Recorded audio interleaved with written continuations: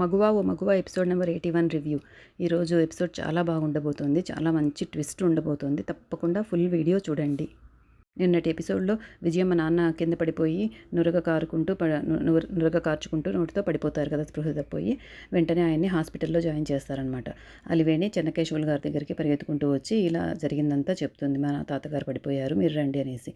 హడావిడిగా ఆయన బయలుదేరి వెళ్ళిపోతారు. అప్పుడు చెంచలమ్మ చంటి దగ్గరికి వచ్చి అయ్యగారు ఎక్కడ అంటే, ఇప్పుడే విజయమ్మ గారి నాన్నగారికి బాగలేదని వెళ్ళారు అని చెప్తాడు. అయ్యో, ఆ పెద్ద ఆయనకి బాగలేదా అని బాధపడుతుంది చెంచలమ్మ. హాస్పిటల్లో కాదు, విజయమ్మ వాళ్ళ ఇంట్లోనే మంచం మీద పడుకోబెట్టుంటారు. ఆయన చిన్నగా కేశవ కేశవ అని కలవరిస్తూ ఉంటారు. అందుకనేసి అలివేని వెళ్ళి తీసుకొస్తుంది. అక్కడికి వచ్చిన చెన్నకేశవులు గారిని చూసి విజయమ్మ, మా నాన్నగారికి ఇలా జరగడానికి కారణం నువ్వే అని నిందిస్తుంది. ఇంగ్లీష్ మందులతో మా నాన్నగారికి త్వరగా బాగవుతుందని మేమనుకుంటే, లేదు నా వైద్యంతోనే, నాటు వైద్యంతోనే త్వరగా బాగవుతుందని చెప్పి ఇన్నాళ్ళు మా నాన్నగారిని మంచంలో పట్టేటట్టు చేశావు అని తిడుతుంది. అప్పుడు అక్కడే ఉన్న డాక్టర్, అలా అంటారేంటండి, నేనే కదా ఆయన్ని రికమెండ్ చేశాను. ఆయన చేస్తున్న నాటు వైద్యం వల్లనే ఇన్నాళ్ళు మీ నాన్నగారు కోమా లేకపోకుండా మీకు దక్కారు అని చెప్తారు. తర్వాత ఆ పెద్ద ఆయన చిన్నగా కేశవ కేశవ అని పిలుస్తాడు. చెప్పండి, నేను ఇక్కడే ఉన్నాను, మీకంతా నయం అయిపోతుంది, మీరు బాగవుతారు, ఏం బాధపడకండి అంటారు. చెంచలమ్మ చెంచలమ్మ అని కలవరిస్తారు మళ్ళీ. అప్పుడు విజయమ్మ, నాన్న నేను ఇక్కడే ఉన్నాను, మీ కూతురు నాతో మాట్లాడండి అని పిలుస్తుంది. అయినా కూడా ఆయన చెంచలమ్మ చెంచలమ్మ అని కలవరిస్తారు. ఎందుకు చెంచలమ్మ అని కోప్పడుతుంది.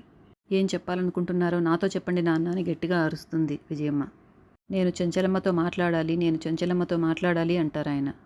నేను సింధూరాను కూడా చూడాలి అంటాడు. నాన్న మాట్లాడుతున్నారని సంతోషపడాలో, లేదా కూతురు అల్లుడు మనవరాల్ని కాదని వాళ్ళతో మాట్లాడాలని అంటున్నారని బాధపడాలో తెలియడం లేదని విజయమ్మ ఏడుస్తుంది. చెంచలమ్మకు ఫోన్ చేయమంటే, నేను చేయాలన్నా చెంచలమ్మకు ఫోన్ అని విజయమ్మ చెయ్యదనమాట. ఇప్పుడు పంతాలకు పోయే టైం కాదు, ఇది మన మామయ్య గారి హెల్త్ ఇష్యూ అనేసి విజయమ్మ భర్త నేనే చేస్తానని చెంచలమ్మకి ఫోన్ చేస్తారు.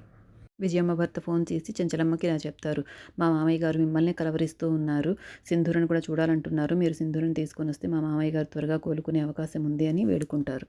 చెంచలమ్మ సింధూరను తీసుకొని వెంటనే బయలుదేరుతుంది. ఆ విషయం పెద్ద ఆయనకి చెప్తాడనమాట విజయమ్మ భర్త వచ్చి. ఆ తర్వాత మళ్ళీ కేశవ అని పిలుస్తారు ఆ పెద్ద ఆయన. కేశవ, నీతో ఒక విషయం చెప్పాలి నేను అంటారు. ఆయనతో ఏం మాట్లాడాలి నాన్న అంటుంది విజయమ్మ.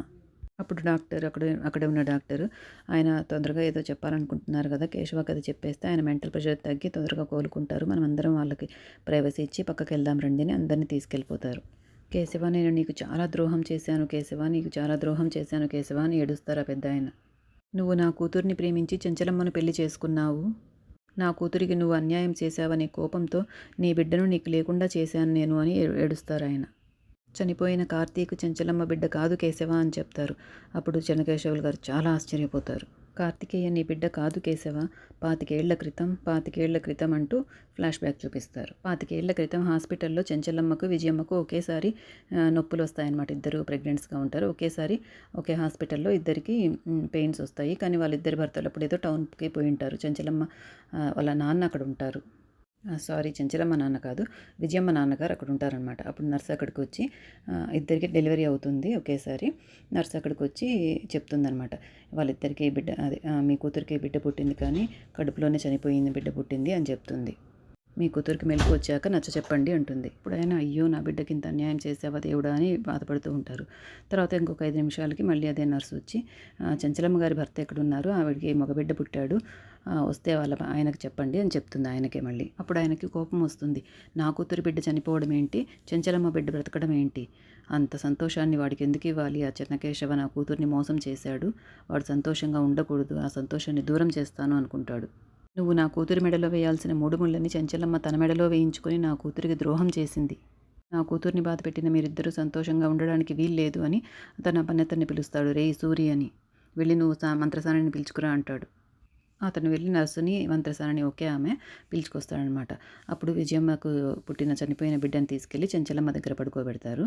చెంచలమ్మ బిడ్డని తీసుకొచ్చి ఈయనకిస్తారు, శ్రీరాములు గారికి అప్పచెప్తారు. ఇంతలో ఎపిసోడ్ అయిపోతుంది. నాకు తెలిసి చెంచలమ్మ బిడ్డ చంటి అయి ఉంటాడు. నేను ముందే గెస్ చేశాను కదా, ఖచ్చితంగా చంటినే చెంచలమ్మ కొడుకు అయి ఉంటాడు. తర్వాయి భాగంలో చెంచలమ్మ అందరూ వస్తారనమాట. ఆయన చెన్నకేశవులు గారు ఏం చెప్పొద్దండి వాళ్ళకని వేడుకుంటూ ఉన్నా కూడా ఆయన చెప్పేస్తారు. కానీ ఏం చెప్తారో మనకు వినిపించదు. నెక్స్ట్ భాగంలో చూద్దాం.